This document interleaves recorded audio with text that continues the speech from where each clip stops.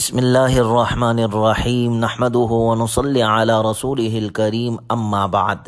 سیرت النبی صلی اللہ علیہ وسلم کے مدنی دور کا درس نمبر 50 غزوہ بدر سے متعلق ہے۔ یہ مارکہ 17 رمضان المبارک سن 2 ہجری جمعے کے دن پیش آیا۔ علامہ قرطبی رحمہ اللہ فرماتے ہیں کہ مارکہ بدر سے پہلی رات کو صحابہ کرام رضی اللہ عنہم اجمعین پر اونگ طاری ہو گئی۔ ہر طرف جنگ کے بادل منڈلا رہے تھے، لیکن اللہ تعالیٰ نے ان پر اونگ طاری کر کے ان کے دلوں کو تقویت بخشی۔ حضرت علی رضی اللہ تعالیٰ عنہ فرماتے ہیں، میں نے دیکھا کہ بدر کی رات میں ہم سب سوئے ہوئے تھے، صرف رسول اللہ صلی اللہ علیہ وسلم جاگ رہے تھے۔ آپ علیہ الصلوۃ والسلام ایک درخت کے نیچے انتہائی عاجزی کے ساتھ نماز پڑھ رہے تھے۔ اس حالت میں صبح ہو گئی۔ اس رات اونگ طاری ہونے کا فائدہ یہ ہوا کہ اگلی صبح پیش آنے والے مارکے کے لیے صحابہ کرام رضی اللہ عنہم اجمعین خوب تازہ دم ہو گئے۔ رسول اللہ صلی اللہ علیہ وسلم نے غزوہ بدر کی رات خواب میں مشرکین کو کم مقدار میں دیکھا۔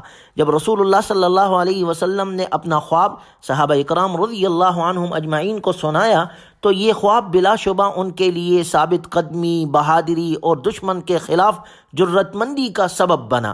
جب لڑائی کا وقت آیا تو دونوں ہی گروہ نے ایک دوسرے کو قلیل تعداد میں دیکھا، جیسے اللہ تعالیٰ نے قرآن کریم میں ذکر فرمایا، وَإِذْ يُرِيكُمُوهُمْ إِذِ الْتَقَيْتُمْ فِي أَعْيُنِكُمْ قَلِيلًا وَيُقَلِّلُكُمْ فِي أَعْيُنِهِمْ لِيَقْضِيَ اللَّهُ أَمْرًا كَانَ مَفْعُولًا وَإِلَى اللَّهِ تُرْجَعُ الْأُمُورُ۔ اور اے مسلمانوں، یاد کرو جب تم کافروں کے آمنے سامنے ہوئے اور اللہ تعالیٰ نے انہیں تمہاری نظروں میں تھوڑا دکھایا اور ان کی نظروں میں تمہیں کم دکھایا، تاکہ اللہ وہ کام پورا کر دے جو ہونے والا تھا، اور سب کام اللہ ہی کی طرف لوٹتے ہیں۔ حضرت عبداللہ ابن مسعود رضی اللہ تعالیٰ عنہ فرماتے ہیں کہ بدر کے دن کافر ہمیں اتنی تھوڑی تعداد میں نظر آئے کہ اپنے ساتھ کھڑے آدمی سے میں پوچھ رہا تھا، کیا کافروں کی تعداد 70 ہوگی؟ اس نے کہا نہیں، 100 کی تعداد ہوگی۔ حتیٰ کہ ہم نے ان میں سے ایک آدمی کو پکڑ کر پوچھا، بتاؤ تمہاری تعداد کتنی ہے؟ اس نے بتایا کہ ہماری تعداد 1000 ہے، لیکن دکھنے میں وہ کم نظر آ رہے تھے۔ اہل ایمان کے لیے مشرکین کی تعداد کم ظاہر کرنے میں حکمت اور نکتے کی بات یہ تھی کہ مسلمان مستعد ہو جائے اور ثابت قدم رہے، اور ایسا ہی ہوا کہ مسلمانوں کے دلوں سے مشرکین کا خوف جاتا رہا اور وہ ان کے خلاف لڑائی پر آمادہ ہو گئے۔ جبکہ مشرکین کے لیے اہل ایمان کی تعداد کم ظاہر کرنے میں حکمت یہ تھی کہ وہ جب مسلمانوں کو قلیل تعداد میں دیکھیں گے تو بے خوف ہو کر پیش قدمی کریں گے، نتیجتاً وہ قدرے بے احتیاط ہو جائیں گے۔ لیکن جب وہ آگے آئے تو حقیقت کھلی اور انہیں مسلمانوں کی تعداد زیادہ نظر آنے لگی۔ اب وہ ہکا بکا ہو گئے اور ڈر گئے، اور ان کا اندازہ غلط ثابت ہوا۔ اسی وجہ سے ان کا غرور و تکبر خاک میں مل گیا اور مسلمان اللہ کی نصرت سے سرفراز ہوئے۔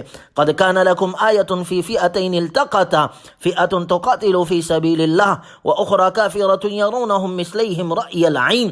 یقیناً تمہارے لیے ان 2 گروہ کے واقعے میں بڑی نشانی ہے جو ایک دوسرے سے ٹکرائے تھے۔ ان میں سے ایک گروہ اللہ کے راستے میں لڑ رہا تھا اور دوسرا کافروں کا گروہ تھا جو اپنے آپ کو کھلی آنکھوں ان سے کہیں گنا زیادہ دیکھ رہا تھا۔ واللہ یؤید بنصرہ من یشاء، اور اللہ اپنی نصرت سے جس کو چاہتا ہے مدد دیتا ہے۔ ان فی ذلک لعبرۃ لأولی الابصار، بے شک اس واقعے میں آنکھوں والوں کے لیے عبرت کا بڑا سامان ہے۔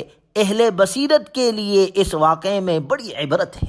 چنانچہ رسول اللہ صلی اللہ علیہ وسلم نے بدر کے دن دشمن کے خلاف ایسی تدبیر، ایسی حکمت عملی اور ایسا طریقہ اختیار فرمایا جو اس سے پہلے عرب میں متعارف ہی نہ تھا۔ آپ صلی اللہ علیہ وسلم نے صف بندی کا اسلوب اپنایا۔ قرآن کریم نے اس اسلوب کی طرف اشارہ فرمایا ہے، ان اللہ یحب الذین یقاتلون فی سبیلہ صفا کأنہم بنیان مرصوص۔ بے شک اللہ تبارک و تعالی ان لوگوں کو پسند کرتا ہے جو اس کی راہ میں صفے باندھے لڑتے ہیں، گویا وہ سیسا پلائی ہوئی عمارت ہے۔ آپ صلی اللہ علیہ وسلم نے یہ ترتیب بنائی کہ گویا پورا لشکر نماز کی طرح صف بندی کرے۔ صفوں کی کثرت یا قلت لشکر میں شامل ہونے والوں کی تعداد پر منحصر ہے۔ پہلی صف میں نیزہ باز ہوں گے جو گھڑ سواروں کے حملے روکیں گے، باقی صفوں میں تیر انداز ہوں گے جو حملہ آوروں کو دور سے روکیں گے تاکہ ان کے حملے سے صفوں میں انتشار پیدا نہ ہو۔ چنانچہ دشمن غزوہ بدر میں اس اسلوب صف بندی کو دیکھ کر مسلمانوں کے اعلیٰ عسکری نظام اور بہترین تربیت کی وجہ سے ہیبت زدہ ہو گیا۔ اور غور کیا جائے تو آپ علیہ الصلاۃ والسلام کی یہ تدبیر، یہ حکمت عملی، یہ اسلوب جو آپ نے بنایا، اس اسلوب کو اپنانے سے لشکر کو یہ فائدہ ہوتا ہے کہ کمانڈر چیف کے پاس فوجی دستے موجود رہتے ہیں جو پلٹ کر حملہ کرنے والوں اور گھات لگا کر حملے کرنے والوں کا مقابلہ کرتے ہیں، اور اسی طرح یہ دستے دشمن کے پیدل یا شہ سواروں کی طرف سے لشکر کے مختلف اطراف میں پیش آنے والے ممکنہ خطرات سے نمٹنے کے لیے بھی کارآمد ثابت ہوتے ہیں۔ یہ طریقہ کار جنگ بدر میں پہلی مرتبہ اپنایا گیا۔ اسلامی تربیت گاہ کی بدولت متعارف ہونے والے اس طریقہ جنگ کو آج بھی بڑی اہمیت اور امتیازی حیثیت حاصل ہے۔ 14 صدیاں گزر جانے کے باوجود بھی آج بھی میدان جنگ کے اندر آپ علیہ الصلاۃ والسلام کے اس اسلوب کو اپنایا جاتا ہے، اس لیے کہ یہ جنگی اسلوب تصادم کے وقت زیادہ مؤثر، کارگر اور دشمن کے دل میں رعب پیدا کرنے والا ہوتا ہے، کیونکہ فوج ایک لمبی اور مضبوط دیوار یا قلعے کے مانند ہو جاتی ہے جسے توڑنا تقریباً ناممکن ہوتا ہے۔ گویا آپ علیہ الصلاۃ والسلام کے بتلائے ہوئے اسلوب میدان جنگ کے اندر آپ کی تدبیریں، آپ کی حکمت عملی اور آپ کے بتلائے ہوئے طریقے آج بھی دنیا اس سے فائدہ حاصل کر رہی ہے۔ آج بھی اس دور جدید کے اندر جہاں کتنی جدت آ چکی ہے اور دنیا نے کتنی ترقی کر لی ہے، لیکن اس کے باوجود بھی آپ علیہ الصلاۃ والسلام کے بتلائے ہوئے طریقے اور اسلوب آج بھی کارآمد ہے۔ غور کیا جائے تو آج جدید اسلحے کے دور میں بھی وہی قوانین استعمال ہو رہے ہیں جو ہمارے نبی صلی اللہ علیہ وسلم نے دوران معرکہ نافذ اور صادر فرمائے تھے۔ رسول اللہ صلی اللہ علیہ وسلم دوران معرکہ ہر معاملے میں حسب مصالحت حکم صادر فرماتے تھے، کیونکہ جنگ میں حالات و واقعات مختلف ہوتے رہتے ہیں۔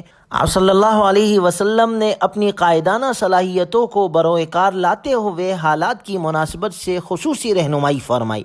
حضرت انس رضی اللہ تعالیٰ عنہ فرماتے ہیں، رسول اللہ صلی اللہ علیہ وسلم اور صحابہ کرام رضی اللہ عنہم اجمعین بدر میں مشرکین سے پہلے پہنچ گئے، جبکہ مشرکین بعد میں پہنچے۔ آپ علیہ الصلاۃ والسلام نے اپنے جان بازوں کو حکم دیا، لا يتقدمن احد منکم الی شیء، تم میں سے کوئی بھی کسی چیز کی طرف پیش قدمی نہ کرے جب تک کہ میں خود آگے نہ بڑھوں۔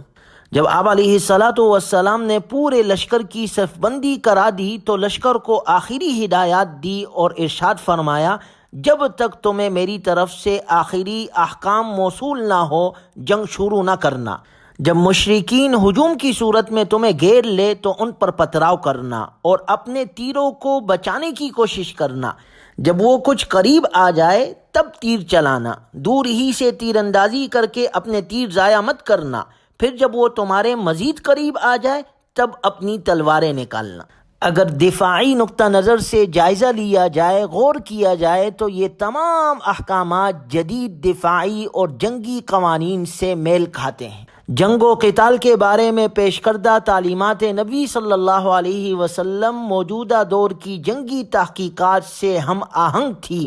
جدید تحقیقات بتلاتی ہے کہ اس وقت تک اسلحے کے استعمال سے گریز کیا جائے جب تک دشمن رینج میں نہ آ جائے۔ یہ دراصل وہی تعلیم ہے جس کے بارے میں نبی صلی اللہ علیہ وسلم نے بڑے جامع الفاظ میں بیان فرمایا تھا، وَاسْتَبْقُوا نَبْلَكُمْ، اور تم اپنے تیروں کی بچت کرو۔ گویا غور کیا جائے تو رسول اللہ صلی اللہ علیہ وسلم لڑائی کے دوران قدرتی وسائل سے بھی غافل نہ ہوئے، بلکہ آپ علیہ الصلاۃ والسلام نے اپنے جانثاروں کے لیے قدرتی وسائل سے بھی خوب فائدہ اٹھایا۔ چنانچہ رسول اللہ صلی اللہ علیہ وسلم اپنے لشکر کو لے کے سب سے پہلے صبح سویرے میدان جنگ میں جب اترے تو آپ علیہ الصلاۃ والسلام نے طلوع شمس کے وقت صحابہ اکرام رضی اللہ عنہم اجمعین کی صف بندی فرمائی۔ صحابہ اکرام رضی اللہ عنہم اجمعین کے چہرے مغرب کی طرف کیے اور سورج کو ان کے پیچھے کی جانب رکھا، جبکہ کفار کا رخ سورج کی طرف تھا۔ رسول اللہ صلی اللہ علیہ وسلم کا یہ اقدام آپ کی حسن تدبیر اور بہترین قدرتی وسائل سے فائدہ اٹھانے کی بھرپور صلاحیتوں پر دلالت کرتا ہے۔ گویا اس سے ہمیں یہ سبق ملتا ہے کہ قدرتی وسائل مثلاً سورج، ہوا اور جغرافیائی طور پر نامور زمین، ان سب کا جنگ میں اہم کردار ہوتا ہے۔ یہ ان اسباب میں شامل ہے جن کا اللہ تعالیٰ نے ہمیں حکم دیا ہے۔ اگر تم اللہ کی نصرت اور کامیابی حاصل کرنا چاہتے ہو تو انہیں اختیار کرو۔ چنانچہ مسلمان اللہ پر توکل کیے ہوئے کلمہ حق کی سربلندی کے خاطر اپنی جانیں ہتھیلیوں پر رکھ کر اللہ تعالیٰ کی نصرت کے طلبگار تھے، جبکہ دوسری طرف مشرکین کی صورتحال یہ تھی کہ ابو جہل نے اللہ سے فیصلے کی دعا کی۔ اس نے کہا، اے اللہ، ہم میں سے جو فریق قرابت داروں کو زیادہ کاٹنے والا اور زیادہ غلط حرکتیں کرنے والا ہے اسے تو آج توڑ دے۔